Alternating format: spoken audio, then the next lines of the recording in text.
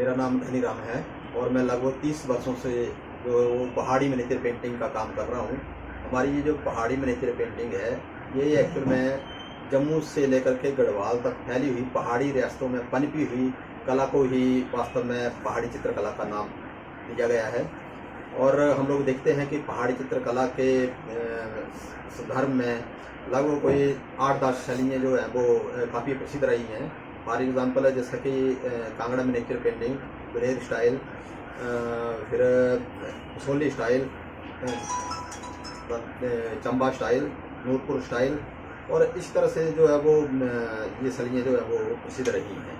तो इन शैलियों में मैं ये कहना चाहूँगा कि ये दूसरी जो प्रकार की जो चित्रकलाएँ हैं उनसे थोड़ी सी डिफरेंट है। डिफरेंट होने का तात्पर्य ये है कि एक तो इसमें जो है जितने भी कलर्स वगैरह जो यूज़ किए जाते हैं वो सारे नेचुरल कलर वगैरह यूज़ किए जाते हैं, और जितना भी मटेरियल वगैरह इसमें यूज़ होता है वो कलाकार जो है वो स्वयं ही इसको जो है वो बनाता है। जैसे उदाहरण के लिए, जैसे अगर हम लोग बात करेंगे कलर की, तो ब्लैक कलर के लिए जो है वो मस्टर्ड ऑयल का लैंप जला करके फिर उसका जो कार्बन होता है उसको हम लोग इकट्ठा कर लेते हैं, फिर उसमें बबूल की गम वगैरह मिला करके और कुछ और जैसे ब्लू विट्रियल वगैरह, नीला सोना जिसको बोलते हैं, वो मिला करके फिर उसको जो है वो उपयोग में लाते हैं। तो इसी तरह से अब हम बात करेंगे जैसे कि रेड कलर की, तो रेड कलर के लिए जो है वो एक स्टोन आता है जिसको बोलते हैं संग्रफ। संग्रफ को हम लोग क्या करते हैं कि सबसे पहले ग्राइंड करेंगे, उसको ग्राइंड करने के बाद फिर उसको छानेंगे, फिर बॉयल करेंगे उसको। बॉयल करने के बाद वो उसमें क्या होता है कि थोड़ा सा उसमें पारा होता है, मरकरी होता है, तो जैसे हम लोग उसको गर्म करेंगे तो मरकरी जो है वो उड़ जाएगा और बाकी का कलर जो है वो हमारे पास सेफ रह जाता है। तो उसी प्रकार से ब्लू कलर के लिए हम लोग इंडिगो यूज़ करते हैं, तो इंडिगो बनाने का भी वही प्रोसेस है उसका। और इसी तरह से जैसे येलो कलर की हम लोग बात करेंगे, तो येलो कलर जो है वो एक तो ये स्टोन कलर में आता है जिसको बोलते हैं बरकी हड़ताल, और दूसरा वेजिटेबल डाइस से ये तैयार होता है, और एक पाउडर फॉर्म में आता है। तो जैसे कि बरकी हड़ताल जो है वो उसको स्टोन को हम लोग लेंगे, फिर उसको हम लोग क्या करेंगे कि ग्राइंड करेंगे, फिर वही प्रोसेस जो संग्रह वाला प्रोसेस है वही उसको दोहराएंगे हम लोग, फिर उसको गर्म करेंगे, फिर उसके बाद जो है वो कलर हम लोग तैयार करते हैं। और उसी प्रकार से जैसे वेजिटेबल आइस की बात कर रहा था मैं, तो उसमें एक हमारे यहाँ पे एक स्थानीय पौधा होता है जिसको बोलते हैं तुनी।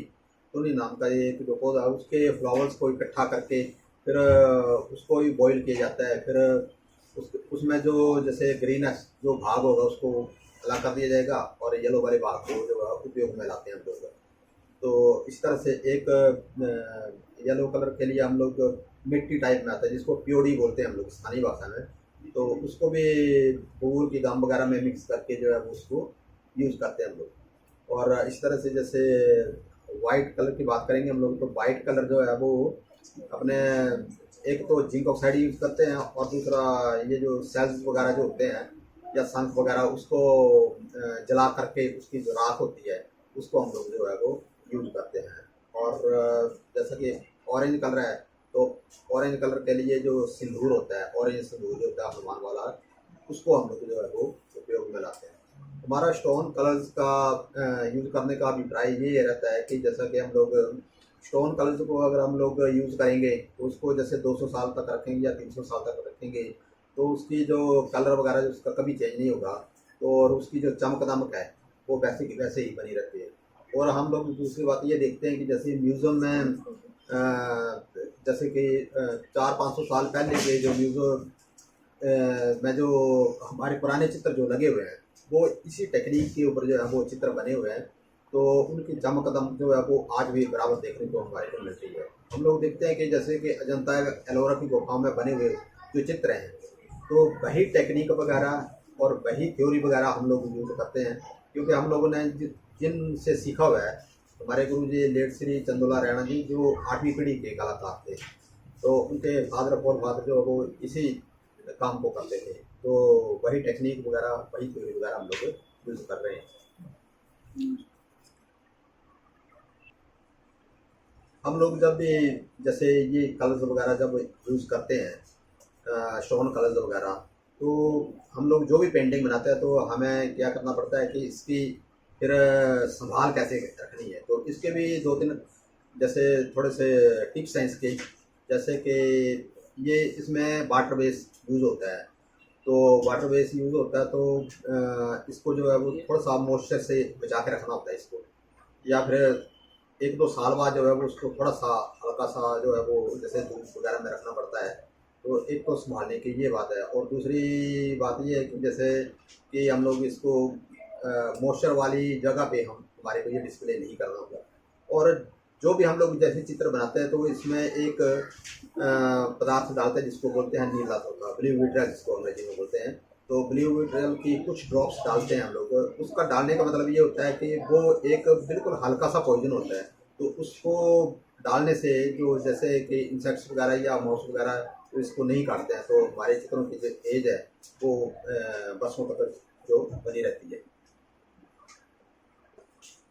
जैसा कि हमारी ये जो पहाड़ी चित्रकला है इसमें जितने ये एक तो कलर्स वगैरह के लिए प्रसिद्ध रही है, और दूसरा इसमें इसके जो सब्जेक्ट रहे हैं, इसके जो विषय रहे हैं ये भी खास विषय रहे हैं। वैसे हमारे जो पुराने जो पोइट रहे हैं जैसे कि जयदेव जी हैं, बिहारी जी हैं, अपने जितने भी पुराने जो कवि रहे हैं उनकी पोइट्री के ऊपर जो है वो हम लोग जो है वो ये चित्र बनाते हैं। हम लोग देखते हैं कि हमारी इसमें पहाड़ी चित्रकला में सबसे पहले तो एक सब्जेक्ट आता है जिसको बोलते हैं गीत गोविंद। गीत गोविंद में बहुत सारे जो चित्र हैं वो इस शैली के ऊपर शैली में बने हुए हैं। और जैसा कि गीत गोविंद के ऊपर चित्र हैं, बिहारी ससाई के ऊपर चित्र हैं, नायक नायिका का भेद के ऊपर चित्र हैं, रागमाला के ऊपर चित्र हैं। फिर हमारे जो दूसरे जो रिलीजियस थीम्स हैं जैसे कि महाभारत है, रामायण है और दुर्गा सप्तशती है, इस तरह के जो चित्र है वो विषय जो है वो इसके ऊपर काफ़ी चित्र वगैरह बने हैं। तो हम लोग भी वैसे पुराने विषयों के ऊपर भी चित्र बनाते रहे हैं, और आजकल के नए जो विषय हैं उनके ऊपर भी हम लोग काम करते रहते हैं। फॉर एग्जाम्पल जैसे कि अभी एक कोरोना काल का जो टाइम चला हुआ था तो उसके ऊपर भी हम लोगों ने काफ़ी चित्र बनाए हुए हैं। और जो हमारा जो जैसे कि यहाँ का जो मेले त्योहार वगैरह हैं या फिर इसकी इस तरह के भी हम लोग इस तरह बनाते रहते हैं। पुराने समय में हम लोग देखते हैं कि हमारी ये जो पहाड़ी चित्रकला है ये पूरे विश्व भर में अपनी सुंदरता से जानी जाती थी। उसका सबसे बड़ा कारण ये था कि पुराने जो राजा लोग थे वो कला और कलाकारों को प्रोत्साहन देते थे। परंतु आजकल जो समय है वो थोड़ा सा बदल गया है। तो उसमें हालांकि अभी 4-5 साल पहले की हम लोग बात करते हैं तो कला और कलाकारों को खूब प्रशासन की ओर से वैसे खूब सहयोग मिल रहा है। हमारे यहाँ पे हिमाचल प्रदेश में एक स्कीम चलाई जा रही है, मुख्यमंत्री ग्राम कौशल योजना।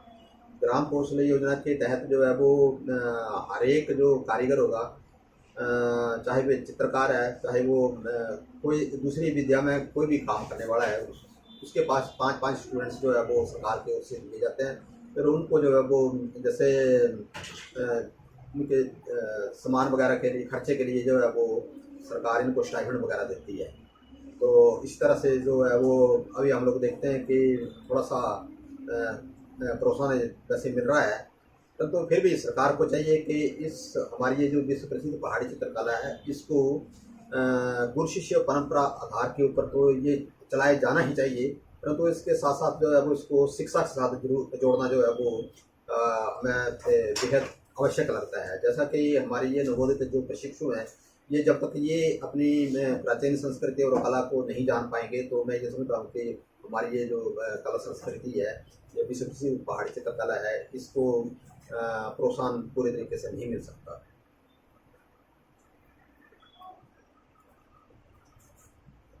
हमारी ये जो पहाड़ी चित्रकला है एक्चुअल में ये जो काम है ये पेशेंस का काम है।